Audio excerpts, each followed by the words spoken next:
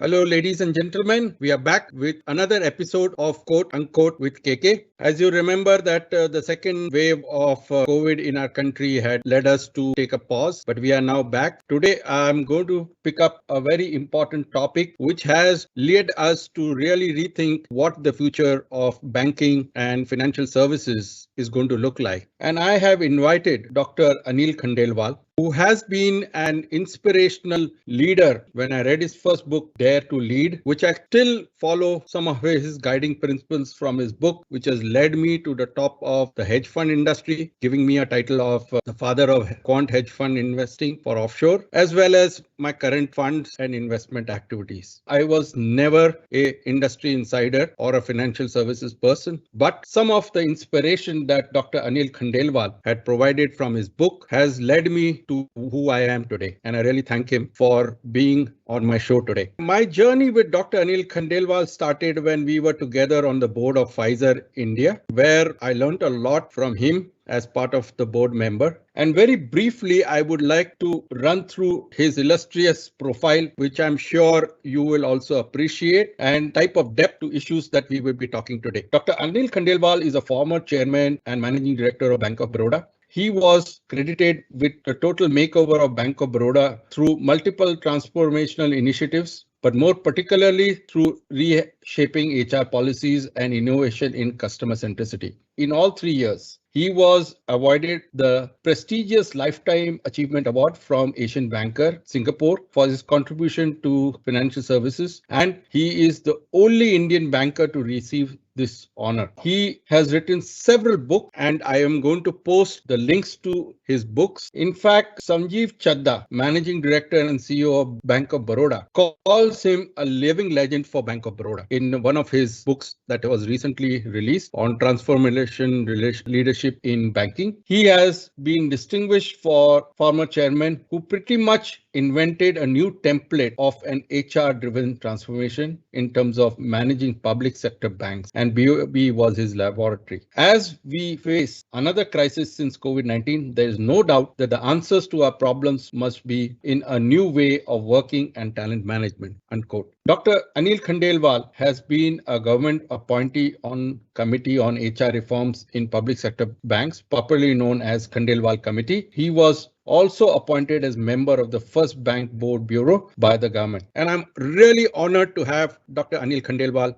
on our show. Let me begin by a topic that is very close to my heart and which has really driven me in the principles that I work in my fund, which is Dr. Anil Khandelwal's journey, which he has penned down in his book called Dare to Lead. And for the audience benefit, I want to begin by asking Dr. Anil Khandelwal, can you really walk us through your journey, which has inspired so many people like me and budding bankers?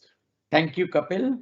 You have been so gracious in my introduction. I'm really grateful to you. I think after well past my retirement, I thought I'm a banking dinosaur. And you have the habit of putting your hand into the mouth of dinosaurs and get whatever little out of them. So I'm here. Look, Kapil, I belong to middle class, if I can say. And I studied in municipal schools. I studied in parks in the famous city of Taj Mahal, Agra, and I was a mediocre student. And the only first class initially I got was in my graduation, and after that I never looked back. Then I completed my engineering, and after engineering, I thought this is very mechanistic, and given the problems around, I applied for a bank job and I was appointed probationary officer in Bank of Baroda. And I was shattered. Those days, there was no concept of customer service. The unions were bombarding, the manager helpless. And I looked at the social system of an organization at that time, and I became hugely interested about the human resources side. I said, in work organization, I found so much obsession with deposit taking, doing credit, and in the process, the culture of compromise. So right in my probationary officer days, I wrote a letter to then chairman of Bank of Baroda, which was very, very unusual. I could be dismissed, as people said. And interestingly, I got a reply.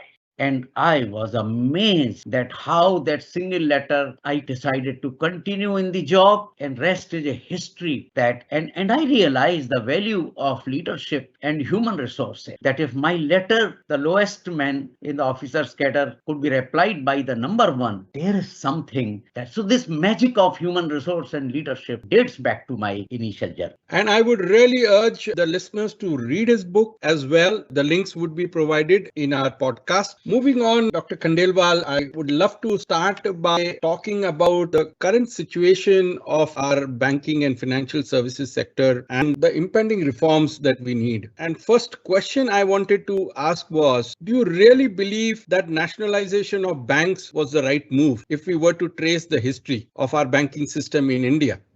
Well, Kapil, at that time, it was rather a political move. But in hindsight, I think I can see that it was a brilliant move because it really connected the banking system to the poorest of people. And I have gone through that journey because I joined 2 years after nationalization. And I could really see the kind of reach the bank had to rural areas, to agriculture. It was a kind of a social revolution in the country. There are things that may have gone wrong on the way. There are unintended consequences, many in terms of whole lot of things one can criticize. But fundamentally, it was a brilliant move at that point of time. And it's vindicated by the fact that no government has changed the basic flow of banking since then. Although I strongly feel it is now time to really sit back, reflect whether it is relevant in the current context.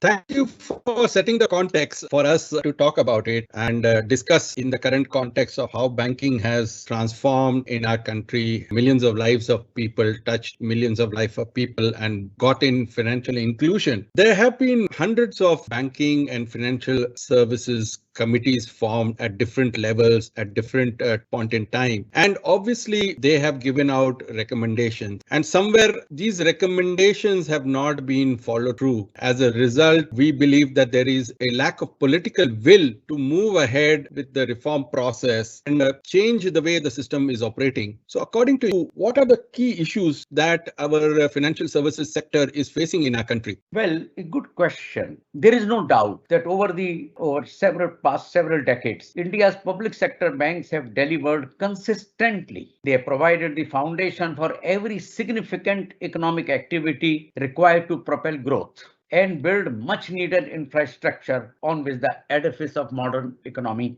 rests. It has supported entrepreneurs desiring to set up major enterprises. It has participated from personal loans, small loans, to huge exposure in major infrastructure projects. But now, if you look back, it has also paid a huge price.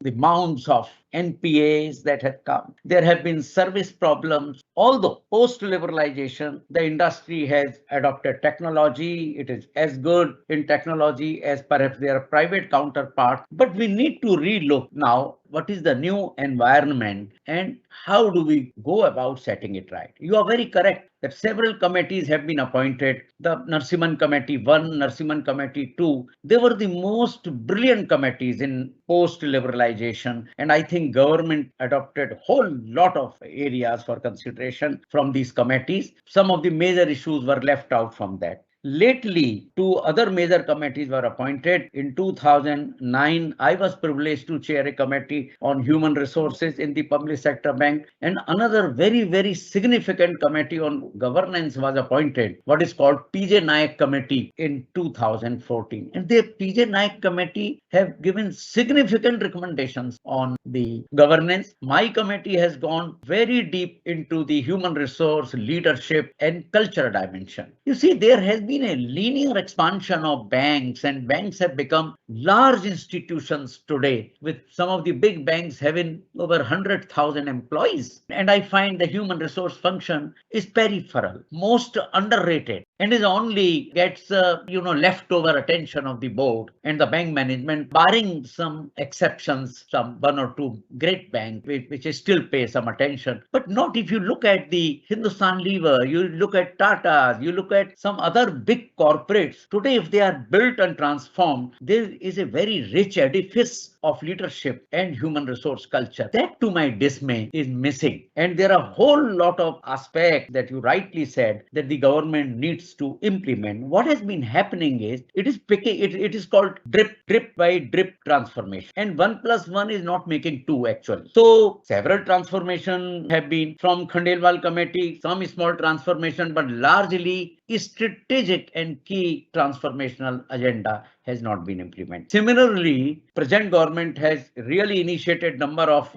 initiatives. There was Indra Dhanush, which recapitalization of bank, setting up of bank board bureau, and appointment of outsider as CEOs. Again, some more transformation, setting up of IBC, insolvency and bankruptcy code, and merger of some banks. Now, what is happening that you don't see the alignment in these trans, and you don't see it that it is working out, because if you look at the financial parameters of banks, it is a pity that market capitalization of one private bank exceeds the sum total of market capitalization of all the public sector banks. It's rather double up. It's a pity that the market capitalization of a smaller private sector bank than the largest is equal or higher than the State Bank of India. So now this hurts me as a public sector person, and I'm sure it hurts many. And there are also on all ratios, return on equity, return on assets, by your price to book, on all these dimensions, public sector banks are crippling actually. And this is not a happy state. And therefore, we now to take up a big agenda of reform. That's a great starting to put together the systematic theme for banking and financial services reform. Let me pick up a few scams and failures of the past on both sides, whether it's the industry where you have the Malias and the Nirav Modis of the world who have scammed the banks. At the same time, there are certain leaders in the bank which are obviously under investigation, like your Yes Bank, Rana Kapoor's of the world. And yet we do see scams after scams happening. What lessons can we learn and plug these failures and scams, whether it is the PNB Bank or certain other banks or the Yes Bank and the industrialists who have scammed these banks and really led to a chaos?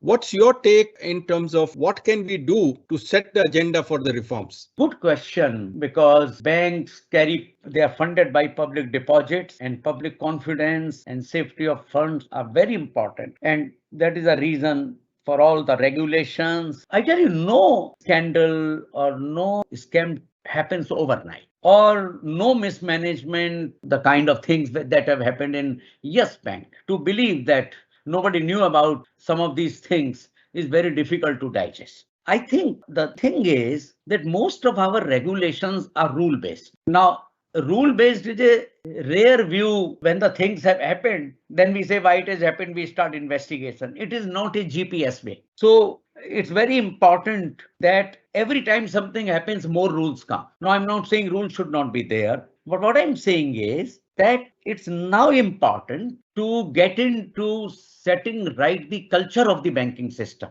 And this is where regulations have to take a turn.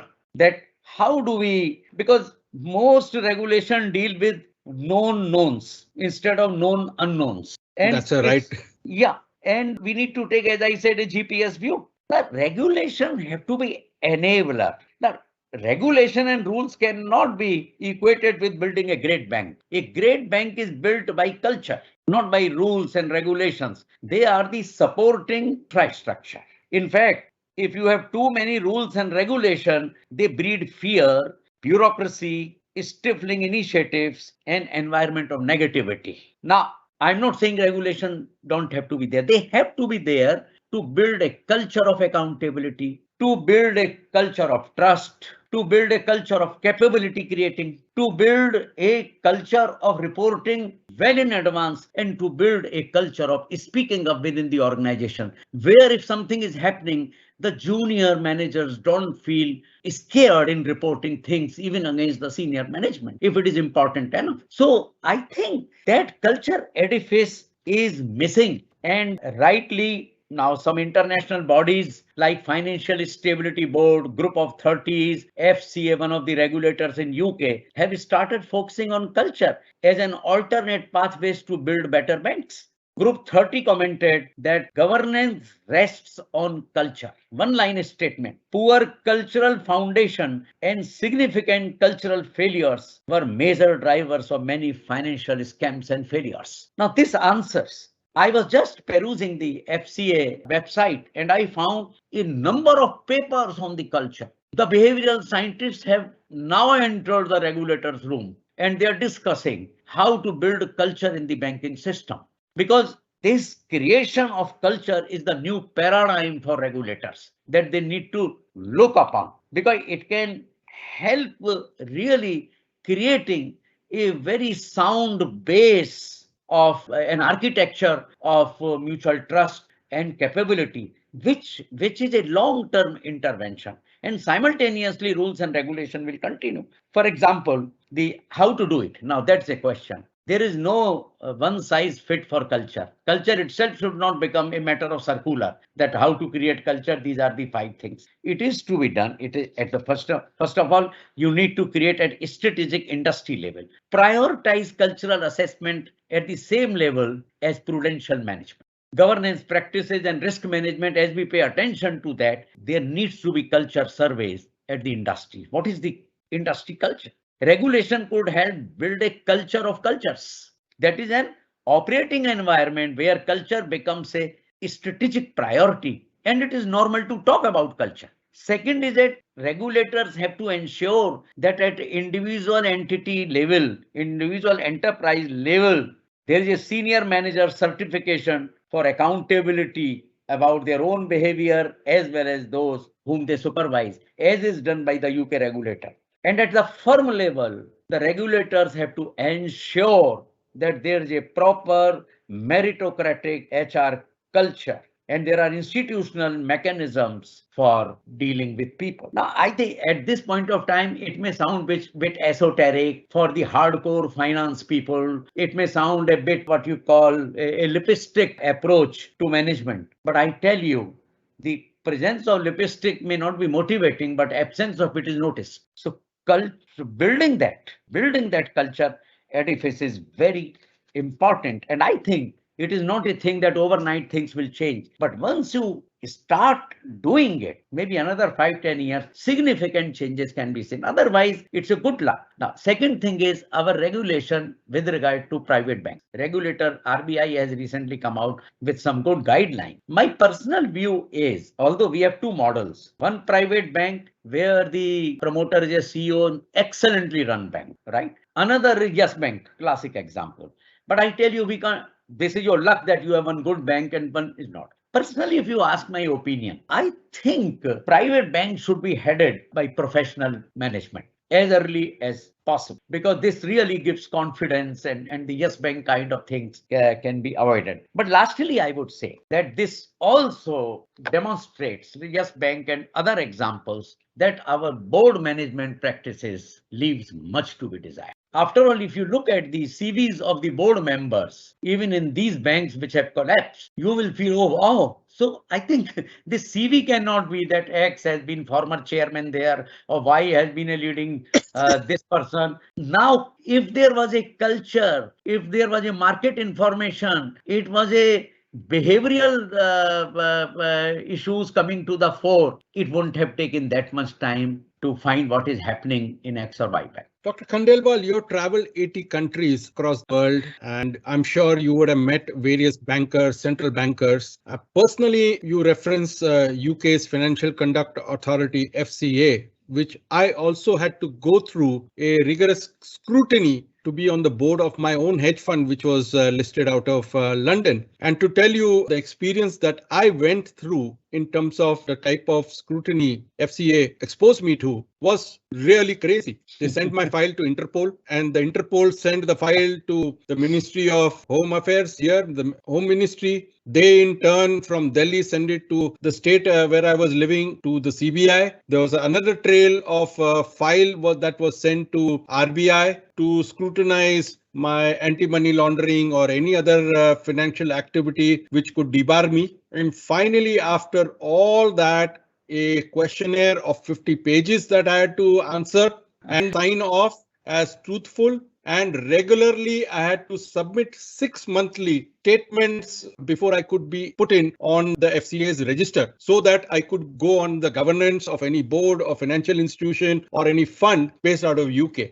Now, let me also want to understand why can't Indian government mimic the FCA's way of doing things? And it's an independent regulator, just like our TRI and many other IRDA. Why can't our banking system be made to be run through an independent regulator who could probably change the whole culture right from the governance to early warning systems like what FCA does in UK? You are so right, KK. You are so right. In a recent paper a year back, a former governor of RBI lamented that the RBI does not have full powers in regard to public sector bank. So they can't be, possibly by implication, they can't be held responsible for whatever happened in PNB or elsewhere. Because under the Banking Regulation Act, the power to appoint board, power to appoint chairman, power to supersede the board, power to liquidate a bank, power for merger, in case of private banks, it is given to RBI, but not in case of public sector bank. And that is where reforms are required, as you are saying. Now, elsewhere, they are thoroughly empowered. UK regulators or some other countries that I visited, that there is a complete divestment of ownership and regulation. In our country, our government is both owner as well as regulator, partly. So I think there are areas of confusion and areas that needs to be sorted out. This is where I was saying the time has come for some fundamental reforms. For example,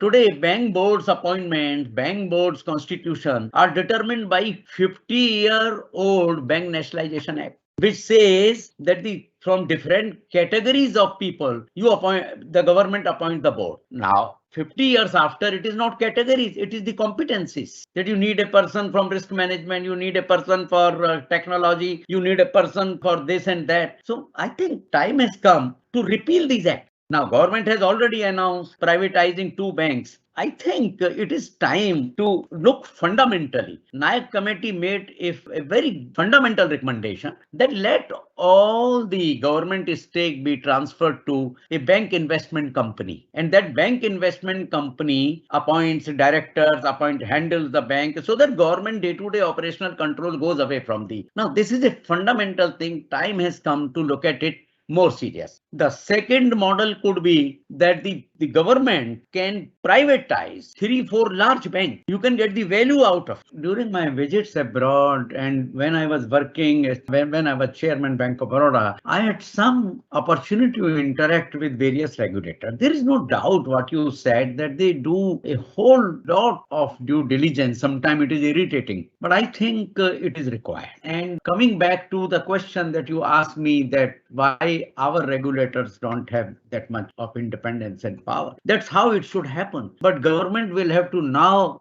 these are the areas where government has to look at to empower the regulator with regard to the regulating the banking and financial system. It's a very, very important aspect. As I said, that RBI itself is concerned about it. So they don't have full regulatory powers over the public sector banks. So this is a key issue. So now foreign regulator, if there is a small problem in our foreign operations, they will call and they will have very tough discussions in regard to the infusion of capital in your local subsidiary, in regard to the competence of the CEO, in regard to the inspection report. So it is absolutely professional. So much so that when the inspectors of regulators come, in America especially, I experienced, they don't even take tea offered to them. It's a part of their conduct that they will not take even the tea of the bank being inspected. Now, that kind of very strict and rigorous discipline and professionalism of regulator is really worth appreciating. So we need to, over a period of time, our regulators are doing a really very significant and good job, but that does not mean that there is no areas for improvement in terms of, I talked of, adding culture to their supervision and regulation, which is very fundamental. Dr. Khandelwal, I wanted to sum up on the reform side. So according to you, what are the 5 key reform agendas for the banking and financial services sector that you recommend? And the second question too is, what are the risks for delaying this reform agenda for this country? Yeah, that's very important question. The second one is very important. You see, post-COVID, the countries which had strong financial systems have really managed things quite well. In our case, we too have managed. But I tell you, you cannot have a financial system which survives on the oxygen of recapitalization from the government. This ultimately is the taxpayers' money. And our valuation internationally goes down. As I shared in the beginning of the talk, that how on various parameters, especially on valuation of banks, we are really, it's very disturbing. And what we need to really, if you ask me to list certain areas of regulation, our governance structure is marvel in theory and a nightmare in practice. That's a nice one. Yeah, a friend of mine who wrote a paper in my recent book, he mentioned this.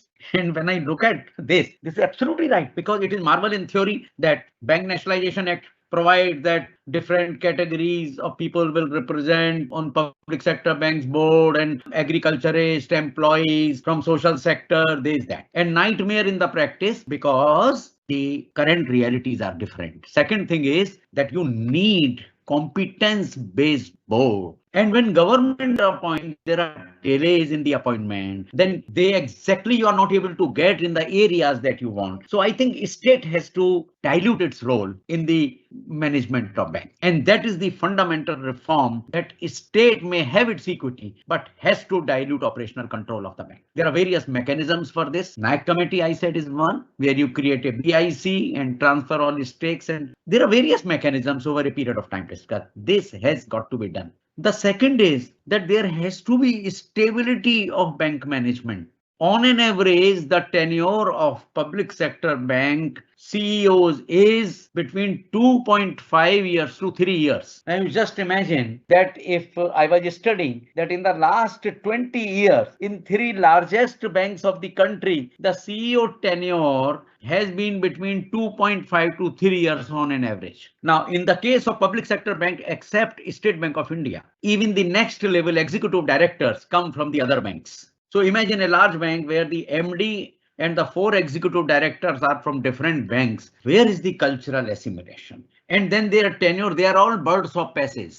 They are there for short tenures. So what happens to the stability of management? That is issue number 1, that if you create independent boards, first of all, as Peter Drucker said, often the bottleneck is at the neck of the bottle. Create independent boards. The board which can hire a whole lot of things, which can select other board members in various companies. This is fundamental. That is number 1. Number 2, the restoring the shine of human resource. If you don't have capability infrastructure, if you can't hire from outside, if you can't do campus recruitment, if you can't really motivate people, the banking are essentially still people-oriented systems in every organization. It's all about competence. They are competent operationally, but I think you need leaders. You need people from transactional mindset to transformational mindset. You need people with larger vision, long tenures, motivated, and currently there are no reward system virtually in the public sector. So when you need to give independence, autonomy, and capability to build a large size organization, practically in every area, what kind of organizational structure a bank should have,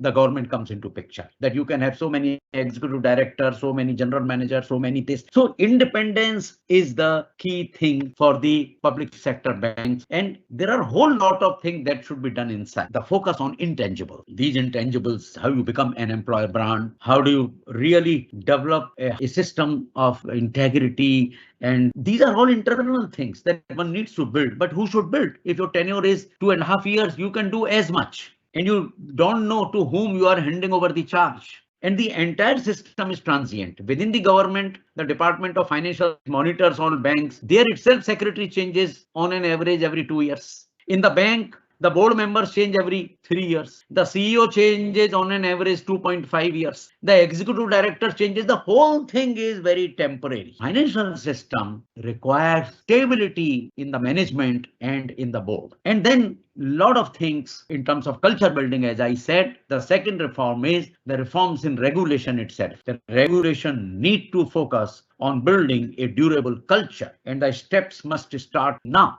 With regard to the public sector banks, as I've said, government has also to take a view with regard to, as there was a moment of nationalization where a major decision was taken. I think time has come to take a major decision with regard to repealing these old acts and government deciding how much they want to remain in the public sector, whether by reducing their equity or by transferring their stake to BIC. What structure will be right? This is not the forum I can discuss, but I think it is time. There are enough committee reports. There are enough homework done. It's time for political decision to take. The government has to take a political decision to improve banking system, to make it more resilient and shock proof. We cannot afford, if we want to create a $5 trillion economy, we need a very stable and resilient banking system. We cannot have drip reforms. We need integrated and substantive reforms now. I think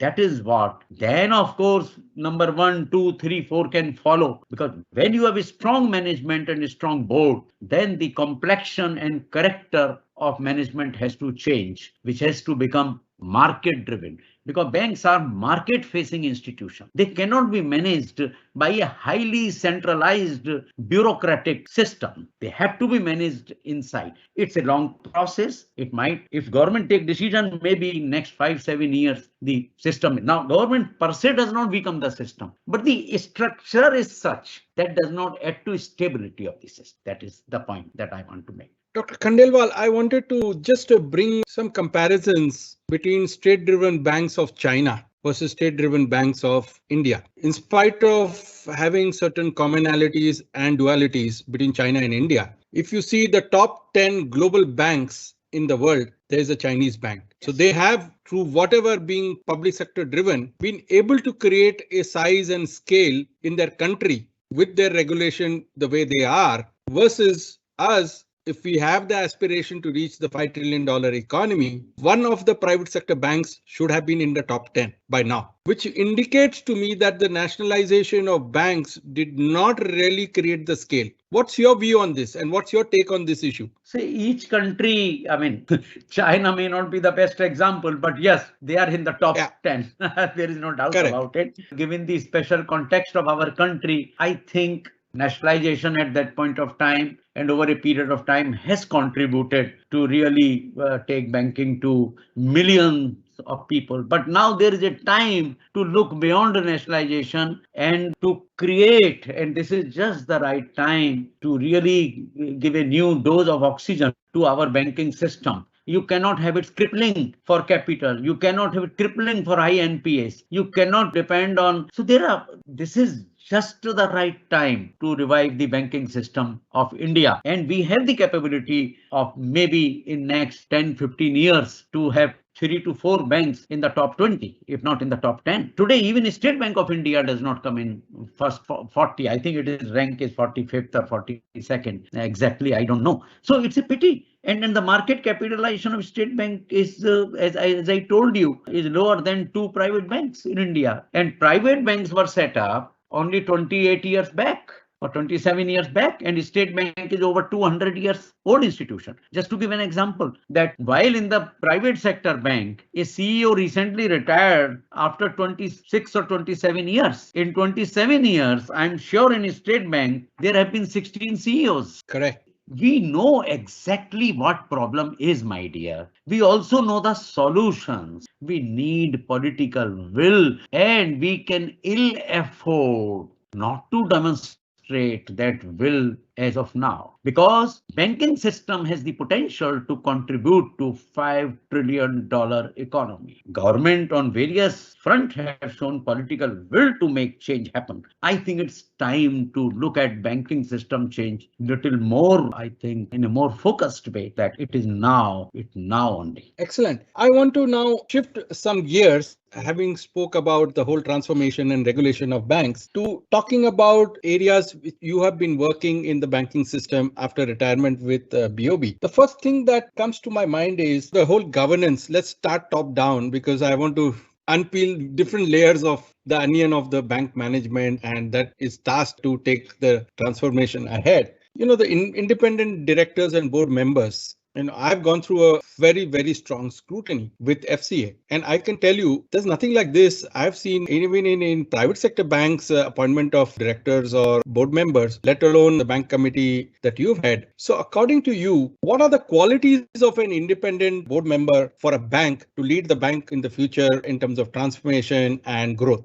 I think rounded development. When we think of a director in the bank, we think financial knowledge, or we think that economist or somebody. But I think more than anything, he has to be a person with deep values about human processes, of experience of creating a large size institution, not organization. But the journey from organization to institution is different. We are leadership. So I look at leadership who can ask questions, right questions. One of the tragedy on Indian boards, banks included, is that on the lighter way, I can tell you, sometimes they behave as if they are faculty of a deaf and dumb school. I think we need to. Recently, I was doing a program for independent director. I said, I think we need to undergo training in speaking up, first of all. We need to speak up in the board. Speaking up is considered as a kind of a sacrilege, especially in promoter-driven companies. Now, here in public sector, one good thing is that there is embedded governance. Theoretically, you can challenge everyone. Sometimes in our working, we get time, we have to disagree with government. We write, because that is embedded governance. In private sector, I don't know. There is a lot of discretionary governance, that how much governance we want to do. That is why there are so many things. So we have been lucky. Our training has been in embedded governance. But again, having said that, I should say that board members have to, this is not a power and perquisite appointment. This is an appointment of responsibility and accountability. It is not something that is an entitlement. I am appointed on the board. It's a huge responsibility. And what does it mean? So whole board processes have to get professionalized. And when you ask me, I think the role of board chair is to make all this happen. How does he create board as a truly a strategic think tank which can give direction, discuss? We don't have to do clerks of works. There is so much agenda. We have put our dhobi mark and say approved, approved, approved. I think we have to have a paradigmatic change in our thinking process. And therefore, in the selection of board member, we need to see men of reputation, the people who have held leadership roles. But then people say, where are these people? There are a lot of people. Don't get hanged on only academic qualification. Please do due diligence about the people and their character. As you were saying, what a due diligence you have undergone. I don't think currently due diligence is there in the nomination of bank boards, either by the state or I don't know about private sector. I'm sure that since I don't know how they select, I can't comment. It's not fair to comment. But board has to be really a paragon in some sense of virtues. What about fiduciary responsibilities? We have had fault lines on both sides. One is serving term in TR jail. The other one, Chanda Kocher, is out of, and other things. So isn't fiduciary responsibility of a managing director of either private sector bank or a public sector bank not an important decision criteria? Well, I would not comment on individuals. I will only like to say that when you have a speaking board, many of these things either can be totally avoided or there can be early warning signals, and bolder board members could have reported the state of affairs to regulators. I think we need to be now, the board position is beyond vested interest. The board position is beyond bothering about the board fee. The board position is a fiduciary responsibility. You are keeping funds of others, millions and billions of rupees of others who have faith in you. So therefore, you have to have a very larger frame of reference. But this culture of speaking up is not on. I think this is a cultural problem in our country, that people don't speak up, and those who speak, they're considered as some sort of adversaries. And this is where the board chair, the selection of board chair, the selection, friendly nominations on the board, and those kind of things, in spite of, but what is happening? Rules, more rules every day. And that's where I said culture is important, whether for SEBI or whether for RBI, whether for the state, it's a process. But today talking about culture means very esoteric thing. How can it be done kind of it? See, in order to, Kapil, I always believe that success is to be planned. Otherwise, unconsciously, we plan for the failure. Not only success, the succession planning as well. Of course, success in succession planning or success in board management, it's a very consciously you have to plan and take steps. Or else if you leave, it doesn't happen. I wanted to take one quick thing. There are people who are independent, non-executive chairmen, vice chairmen, or directors from non-PSU backgrounds on PSU board. And a couple of them have been great friends and colleagues of mine as well. And somewhere their feel is that although there is a good intent from the management and from the public sector appointed CEO and MD of the bank, their maneuverability as an independent director also gets restricted at times while serving on the board of a PSU bank. Given that there are past histories and different decisions taken in the past, that they are constrained to take bold decisions. How do you unlock or create a situation to get out of these sort of deadlocks? As I said, as a part of Indradhanush, which heralded transformation, it was, I think, the first time a non-PSU person was put as CEO of Bank of Baroda and the chairman of Bank of Baroda. And the combination worked extremely well, I should tell. Then in Bank Board Bureau, we decided to experiment with the non-executive chairman post and persuaded some of the star CEOs of some great companies like Pfizer, 3M, and some others. Believe me, I did their interviews for my recent book, Transformational Leadership in Bank, and they have talked open-heartedly about what is their experience in the public sector bank. Now, there is a unanimity that there is a lot of passion in public, private or public. But point is, I have always felt passion is above competence, and that passion exists in public sector bank. So they don't deny that. But they all lament the fact that they lose out on culture. The culture of trust, there is a fear psychosis. Culture of trust, culture for customer service, because sometimes meeting a customer can also go against you. That why did you meet that customer? Suppose his advance goes bad. This becomes an area of inquiry. So, and then every single of these non-executive chairmen who came from multinational and private sector background commented about the human resource function, which is, I think, is not in the shape that it should be. Some of them, and exactly the persons I know, 3 of them have done an exceedingly good job in whatever they can do in their 3 years tenure. I wish their tenure was extended. And so thing is, this change, heralded change within the banks. But then again, I said, this is also one piece of change. Unless it is integrated as a part of a total strategy to reform the banking sector, it doesn't fit in. So the experience of banking sector with the outsider non-executive chairman, because they bring lot of wisdom, they can set the processes right, they bring the best practices of their respective organizations. And personally, I have interviewed them and I found that, and I also talked to concerned banks, they made significant contribution. So likewise, if you make changes on the board constitution, if you have longer tenures, if you have better compensation, it's not rocket science, KK. Let me tell you. I totally agree with you, because some of the people that you have mentioned have also been on my boards of my fund and other places, and we share the same passion around what we have done in our lives, and I'm sure you also agree with me. I want to shift gears a little bit about the COVID situation, how the banks have to transform and the money situation and what's going to happen next. Let me understand, COVID really made us understand that banking, though being a essential service, had to put a lot of employees at risk during lockdowns. And I'm sure a lot of people have suffered as well. And the whole process of digitization in banks had taken a different level of acceleration. And I don't want to probably say that private sector banks have done really well. I'm a case study of, how one of the leading private sector bank which started digitization way back in early 2000s. Actually, I continue to get their SMSs.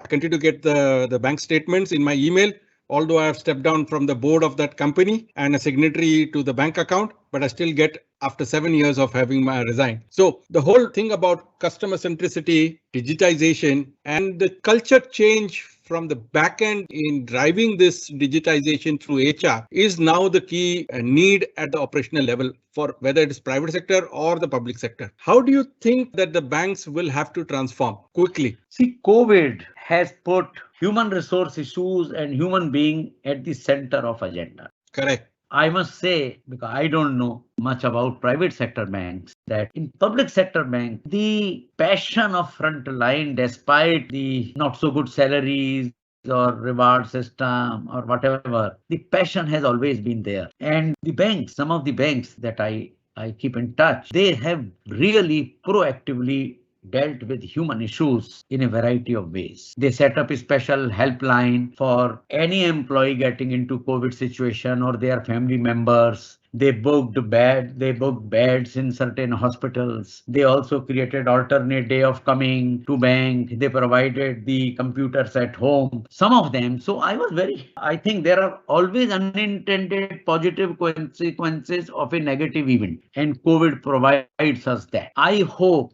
that employee and their issues will remain at the center stage, because I do believe that amidst the heat and dust of operational banking, somewhere employee is not in the center stage. And I do feel that the foot soldiers in any organization bring lot of wisdom. And one of my leadership code is respect foot soldiers. They provide strategic input to your policy making. So they tell how a neighboring bank is doing in terms of policies, product and processes. He provides you or she provides you. And that's how I used a lot of operational wisdom. But reach out, even if you are largest bank. Today, technology provides you mechanism to reach out to people. And just imagine the thrill of a front line if he's able to see his CEO or general manager, if not physically, on the video, talking to them. Should it not be part of daily agenda of a CEO to spend an hour and talk to people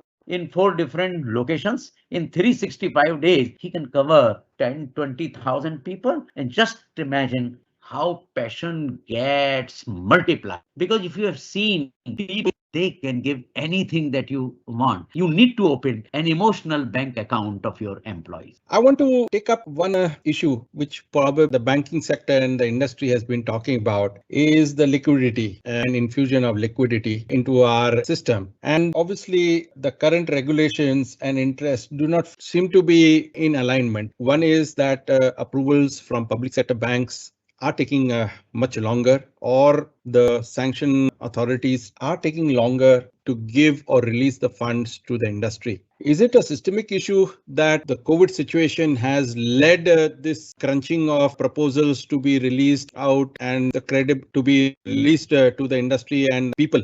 Actually, KK, the liquidity within the system is very high. The RBI has taken several steps to ensure, in fact, banks are parking their funds with RBI. There is so much of liquidity. As regards the sanctions and other things, maybe during COVID, the full operations in some places may not be there. There are several factors. And as I shared earlier, that there is a general fear factor in case of granting any large credit to a greenfield project, for example. But I'm not too sure, because I will not be able to answer this bank-wise. What is the situation? What happens? My hunch is that COVID situation may have, because the bank's full operations as of now may not be there. But certainly the liquidity within banks is, in fact, there is an over liquidity. and there is enough that bank can lend and banks should lend. But I think you need an environment of trust and a fear-free environment in the bank. And that's what I was sharing throughout my discussion, that we need to really give that confidence, because all this infrastructure of, and we need to have a large heart for tolerating the business misjudgment. Every business misjudgment cannot be inviting criminal, what you say, supervision of the agencies. I think this is also one of the major factors, and many of these things can be solved if the government comes out to go down below 51%, then bank will be. Now that does not mean that making banks liberty drunk. Definitely, there has to be accountability, there has to be a high level of integrity. But I think this sword hanging on bankers, and in some cases, what happens that one such case happens, and the hundreds and thousands, they rightly or wrongly play safe. So we need, this is also an issue of culture. So we need to deal with it in a very integrated and significant manner. This is not something that we can get away by a social talk. We need to look at it now more seriously, that how to make our banking system trusting, how to make our banking system fear-free, how to make our banking system really take bold decisions to encourage industry and trust people. It's a larger issue. I just want to come back where we started, nationalization of banks. The same thing happened to the nationalization of aviation industry. And I'm sure Air India wants to go back to the Tata's fold. But on allowing takeover. So as I was saying, the Tatas, the Reliance, the Adanis of the world are not able to get a banking license, or the government doesn't want them to acquire a public sector bank and privatize those banks through the route where the aviation industry has taken in the case of Air India. What's your take on this issue? Allowing industrial houses to own a bank? They were owning the banks before nationalization. They were owning, and there were problems. And in fact, there are inherent conflict of interest in this. Inherent conflict of interest. See, any large enterprise has several entities, and then you will require very strong Chinese walls between the bank. And if regulations can really ensure that, large industrial houses can bring big capital. But I think, as our former governor Rajan, he has written a very significant paper on this and given a very strong logic why industrial houses should not be invited to own a bank. I think let there be a debate about this, a very open debate about this. And let there be, if at all it is to be done, then it is to be done. In Hindi, they say, jaan karke, you are taking a risk. You want to take. Some people have gone to space, traveled to space, jaan karke, it can boomerang, but they have gone. The point is, you need very stricter regulation. And this is the feeling world over, that industrial houses should rather be kept out of owning a bank, because you cannot control. They have 100 entities, there are 200 entities they have got, there are 50 entities they have got. And if you own a bank, there are obviously conflict of interest. But if there is a better system by which experts can design, so it's a matter of debate. And I don't think there are right and wrong answer in yes and no. And some experts like Rajan have already commented. But that's one view. Let some of the former governors discuss this issue. Let some economists discuss this issue. Let politicians discuss this issue. And that's how it should be in a democracy. Well, we've come to the end of our time, but I want to take one personal question from you, which I wanted to ask you. What is your key message to the budding bankers who are joining the industry? Because you have been a career banker, you spent your life at BOB and transformed it. What is your personal message to the bankers of the future? What I have learned in my journey is that you can't be clerks of works. Banking is such a job that you are sucked by day-to-day operations. And then even those brilliant people who come, who had some reading habits also, they say, where is the time? I have seen people degenerating in their day-to-day work. So one of the things that I have always done, and I am sure I can give advice, is that reflect on daily basis what is happening to you as a young man. Everyone has 24 hours. President Biden, our own Mr. Modi, you as an individual, we have 24 hours. And time is the new poverty. Poverty of great professionals, poverty of rich especially. So how do you become time rich. This is the problem, that you retain your originality as a human being in your work and in yourself, and keep on developing yourself as a human being in terms of learning from daily episodes. Reading, I think, is very, very important. I find most people find it difficult to read on daily basis and learn from. World is changing so much, and you need to read not only banking. You need to read literature. You need to read biographies of people. You need to read, and that has been my system of developing myself. I maintain several diaries, book-wise diaries. I make notes even now, and I often shuffle those things. And this is how. Number two, that be articulate with your concerns. Pliability and is the norm, because most of the time people think it is not safe to speak, which may be right. I have always experimented and taking the risk, because one of the things important is I never worked for next promotion. They happened in spite of. Today we need what I call rebel talent. I don't mean rebel in the sense of creating, but rebel in the sense that something is bothering me. I articulate, I discuss, I give feedback rather than internal suffering. It may be a risky proposition, but I have done it. In my very first job, about my frustration, I wrote to chairman of the bank, still on probation. He replied to me 50 years back. I also wrote an article in a journal, directly recruited officers in banks, square pegs in round holes. It created some start that this man seems to be. In fact, now I can share with you that my immediate boss commented that he's a potential risk, thereby meaning that probably my confirmation can face problem. And eventually, not that I work to become somebody. So my point is, we nurture very different kind of fears inside us. Fear of speaking, fear of acting in a particular way, fear of innovating something. Yes, our culture sometimes may not encourage, but be yourself. It's a difficult proposition for individuals to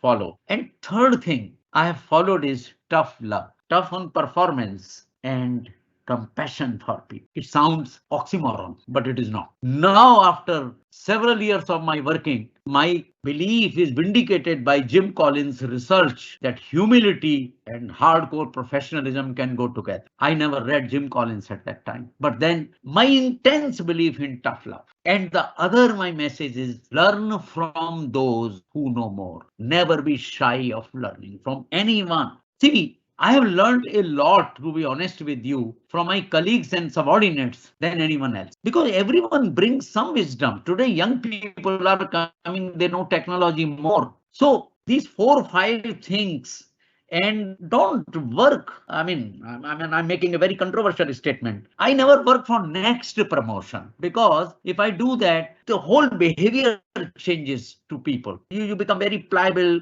you become yes sir, and therefore in some places we have culture, lick up, kick below. Most people whose behavior with their bosses is kiss up or lick up, they turn out to be very autocratic with their subordinate. That's a nice revelation. Yeah, that lick up, kick below. So I'm very, very suspicious I have been of people who are irritatingly courteous to me. Mind my word. There are people who are irritatingly courteous. So be yourself. Try to do your things yourself. And finally, if I can say, when you get a powerful position, life is not about power and perquisites. It is about responsibility and accountability. Be accountable to yourself always. Banking system, above everything, is your personal integrity. There are a lot of temptation on our journey in the financial sector. Lots of temptation. Making quick money. If you are underpaid, many people will offer their cars and this and that, and temptation. How do you manage those temptations? I think it is easy to talk about these things. How not to fall into the trap of aping and imitating some others. If at all these things make sense, and believe me, I have not taught learn your banking, do this exam, do that exam. That is your craft. But you be on a leadership ladder right from day one. You keep your ladder of leadership right against the wall of integrity, and you will see that, and your measure of success is not by position you hold, but the kind of legacy you leave. That's all. I really thank you, Dr. Khandelwal, for being part of the talk here. Really inspirational last words. Obviously, the whole issue of reform in our banking and financial services sector is so vast. We have attempted to cover up at a high level many of the issues on our show. I'm sure this whole issue could have been dissected even further, but for the audience purpose to make this whole talk more holistic, we decided to cover at a high level, at a broader level, to make this discussion with Dr. Khandelwal an interesting one for a wider audience. I really like to thank you from my heart. You have been an inspiration to me for what I have done in the financial services sector. And on behalf of our audiences and our sponsors and our team, I really like to thank you for making it possible to come on our show. Thank you so much, Dr. Khandelwal, and I really wish you all the best and stay safe. Thank you very much, Kapil. It has been a privilege appearing on your show, and I'm really impressed by your ebullience and your pitching in. A lot of inspiring. I've seen your show with many people, and I feel truly inspired. Thank you very, very much. Thanks so much. Yeah. Bye.